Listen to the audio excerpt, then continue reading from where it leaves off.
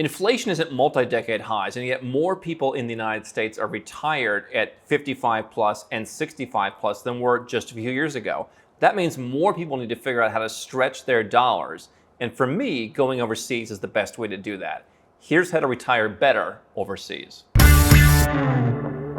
I'm going to give you 7 ways where, despite record high inflation, you can actually retire better overseas using the stuff we talk about here at Nomad Capitalist. I'm Andrew Henderson. We help 7- and 8-figure entrepreneurs and investors legally reduce their taxes, diversify and protect their assets, grow their freedom, and grow their opportunities. And you can use these same principles yourself.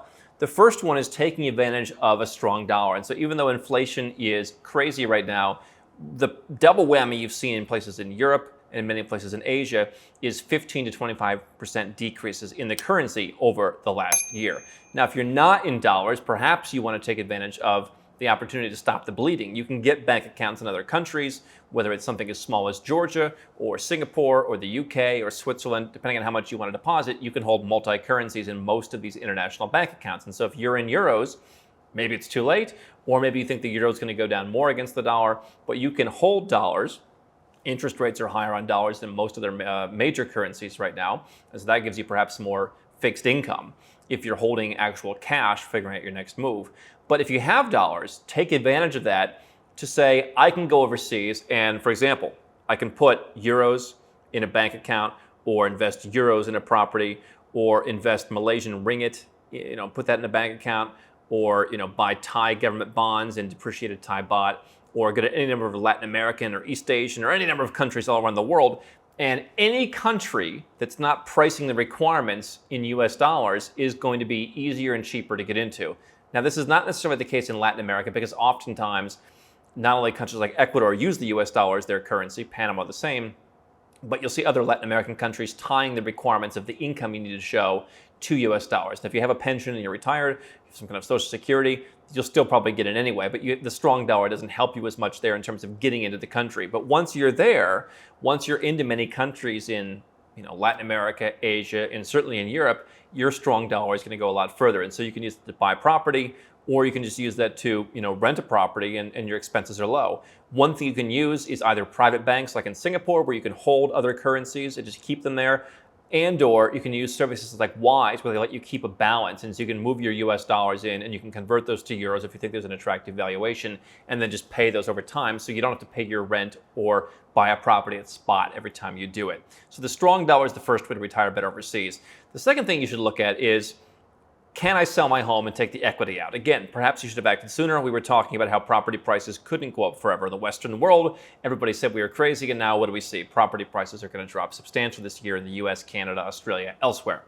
However, a lot of people, especially if you own your home outright, have a lot of equity, and that equity could be taken to buy property somewhere else in the world. Now, places like Eastern Europe are going to be more difficult because you have a lot of folks from the Russia-Ukraine war going and buying and renting property. However, if you go to places in South America, places in Southeast Asia, your dollars are going to go a lot further. And so imagine you could sell your home that has a mortgage, cut out your mortgage expense, take the equity, and buy a property.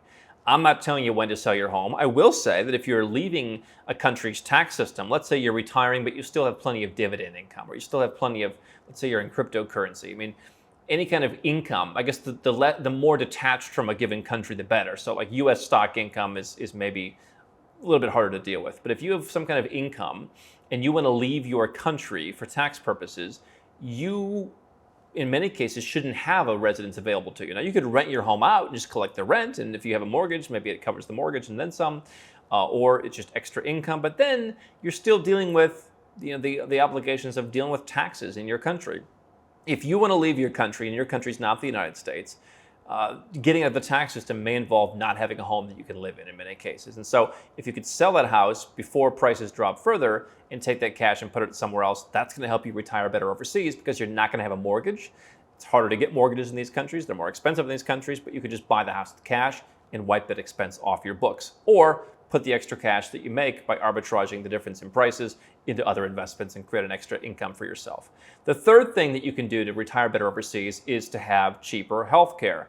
And one of the questions we're constantly asked is, if I move outside of the United States, where I'm from, how am I going to use my Medicare? The answer is you're not. It's for US residents. But the answer is you're paying supplements for that, and those supplements could buy you health insurance in some other country. The health insurance costs that we see are 1/5, 1/6, even less sometimes more, but they can be as little as that from what you're paying in a country like the United States. And so you can pay out of pocket in many cases. Now, obviously, you have more serious conditions. If you are retired, you probably want to have some kind of insurance. But you can buy local insurance in the country where you're living, which is affordable. You can buy international insurance that covers you all over the place, except for generally the US and Canada. And again, you can just pay some combination out of pocket. The care that you receive, I mean, we've heard stories from Colombia, from Turkey, from Malaysia, from Mexico, people getting extremely cheap care that's very good. I was in Mexico a couple years ago, got sick, had a house call. Doctor came over to the house. You get much more attentive care in many of these places. Had a guy recently who had to go in for a rather serious issue. They fixed it up for $100. And so you can probably pay a lot of it out of pocket, but you can definitely get cheaper health care, and I would argue better health care. And I can tell you, we had one gentleman who spoke at Nomad Capitalist Live, which is our live event every year, and he said, moving from the United States to the Philippines with a chronic condition, he receives far nicer, far more complete, and far less expensive care in Southeast Asia. He feels that people actually give a crap about him and his health that he didn't have in the United States. And he said it saved his life, getting cheaper health care. The fourth thing you can do to retire better overseas is you simply have a lower cost of living. So forget the strong dollar. Obviously, prices are going up around the world. Inflation is lower in some countries than it is in the US and Europe. But like Mexico, for example, has lower inflation than the United States. But Mexico is also much cheaper to begin with. And so the costs aren't going up quite as much, and the costs were already much less to begin with. And so what you'll find in a lot of less expensive countries, emerging countries, that have good consumer conveniences, the Mexicos, the Panamas, the Malaysias, the Thailands, places like that. Portugal is not so emerging, but it's a very affordable country. Housing is far and away the biggest expense. Food, oftentimes grown locally, is again inflating, but it's not nearly as expensive, and it's often better quality, by the way. You probably have a better life.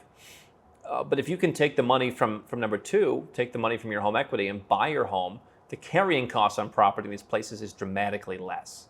And so I made an episode where I talked about, having at the time 5 different properties around the world and what it costs for me to carry those. I mean, home in Georgia, for example, 0 property tax, the country of Georgia, 0 property tax. When I'm not there, the electric bill is like $1. There's no association expenses. Every once in a while, it's very informal. The leader of the floor calls me and says, hey, we need some money. We're fixing up this. And I'm like, how much? It's $7 or something.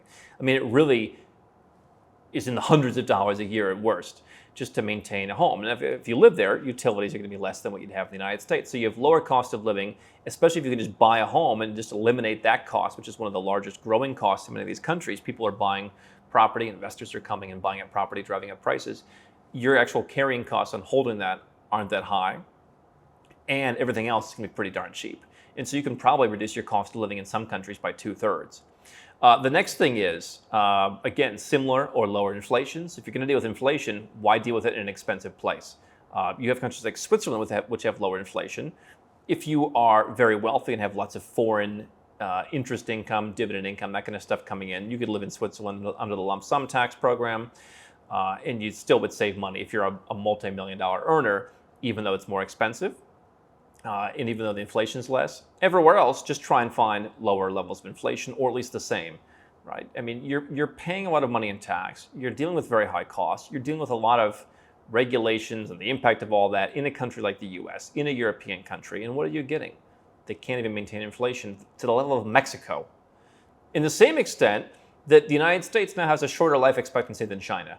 What have you been paying for all these years, quite frankly? The next thing is better weather. So certainly, especially for our friends from Canada, they're tired of the weather. I haven't had a single Canadian say they want to move to like Ireland for tax incentives. They're moving for warm weather. They've had enough. And so you can certainly get warm weather. A lot of folks from North America choose to move to places in Latin America. Mexico is incredibly popular. Ecuador has historically been a popular place. Panama is popular. Costa Rica, all places with pretty good weather. In Southeast Asia, Malaysia, Thailand, it's tropical. I don't think there's ever been snow in Malaysia, maybe in some distant mountain somewhere, but I think literally there's no snow. And so if you're tired of snow, those are the places that you can move to. If you want more temperate climates, obviously there are places that have very friendly tax policies and are much cheaper in, let's say, Eastern Europe, whether the parts in the European Union, Central Europe, or actual Eastern Europe and the Balkans, the Caucasus, what have you. Those are going to have more of the four seasons. But if you can move and get better weather and all these other benefits, that's a win to help you retire better.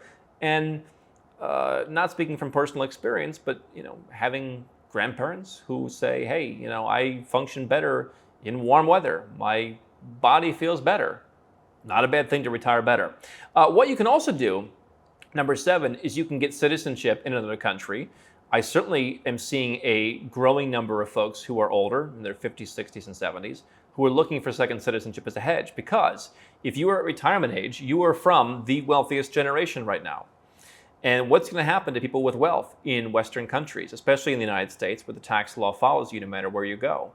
What if they impose a wealth tax? What if they impose some kind of bail-in? What if they say you've got to put your IRAs, your retirement accounts into certain government assets? You don't get to invest them the way you please anymore. Moving your IRA offshore, if you're an American, is one way that you could potentially protect against that. But I think having a second citizenship is a way to protect yourself, or at least prepare to protect yourself. If your government comes looking for wealth. I mean, we've seen countries like Poland, for example, hey, we're just going to borrow your retirement savings. Yeah, a little borrowing. And then it becomes a little less borrowing later. And so if you are concerned what desperate governments are going to do to the generation that has all the wealth, well, then having a second citizenship may not be the worst idea. It's going to be harder to use it to protect your money in, let's say, a local account, so like an IRA, which is why an offshore IRA can be beneficial. It's probably not a foolproof way of protecting it, but the answer is have fewer assets in your own country so you have more control over those. And so what you can do is you can, obviously watch all of our episodes for all the places. There's certainly many countries that have retiree visas. And so places like Belize, for example, we don't talk about Belize a lot because we also work with people in their 20s and 30s, and Belize is not really targeted at those folks. But Belize has a couple of different residence permit options where you can go. It's very tax friendly. They'll let you bring all your stuff with you. They give you a lot of incentives to move to Belize. And they have a program for retirees. Panama has a program for retirees. Mexico, if you're old enough, you can jump right into a permanent residence situation and skip the temporary residence, which gives you a little bit more optionality. So a lot of countries in Latin America have retiree visas. A number of countries in Europe, like Portugal, have self-sufficient or independent means visas where you just need to show certain amounts of income. Countries in Asia are more focused on wealth, although you do have, like in Thailand, retirement visa. So that's a possibility. Philippines has some options, but again, you're going to want to actually have some money to put in. So Asia is more focused on wealth. Latin America is more focused on showing that you have income. Europe, if you're retired, there's a number of different programs now, especially if you're not concerned about low taxes. So France has an option if you can show an independent income, not going to be a tax savings. But if you're just earning money from pensions and things like that, it's already taxed in the country of source. That might not be the worst situation versus if you're an entrepreneur whose business can move anywhere. So look at retirement visas. If you have more money and you want more flexibility, things like golden visas in Europe can be an option. If you want to obtain citizenship, we've talked about that in the Caribbean, in Malta, through descent. These are the things that I would do to make sure that I'm protected. And then you have your bank accounts overseas. Those may be reportable where you live. You can open those up. You can look at making investments in other countries. I did mention offshoring an IRA, for example. If you're an American, you can move part or all of that. If you've got $125,000 or more, that's the cutoff that I just personally suggest. And so those are the things that you can do. It's not that difficult to retire overseas, and there's plenty of countries that really are encouraging. Greece is another one, by the way. They'll give you a deep discount on your pension income if you come and live there. So you can move to plenty of countries, whatever speed you're looking for, whatever lifestyle you're looking for, whatever part of the world you're looking for. There are countries that are trying to attract retirees to beef up their own economies. You can get some kind of residence permit very easily. If you want to go directly to citizenship, the Caribbean, for example, you can live there by just getting citizenship through a donation. So many different ways to do this, and then you handle the finances separately. Feel free to go to nomadcapitalist.com for more information on how all this works. But if you follow those steps, you'll retire a lot better overseas, have a lot better lifestyle with a lot more money to spare.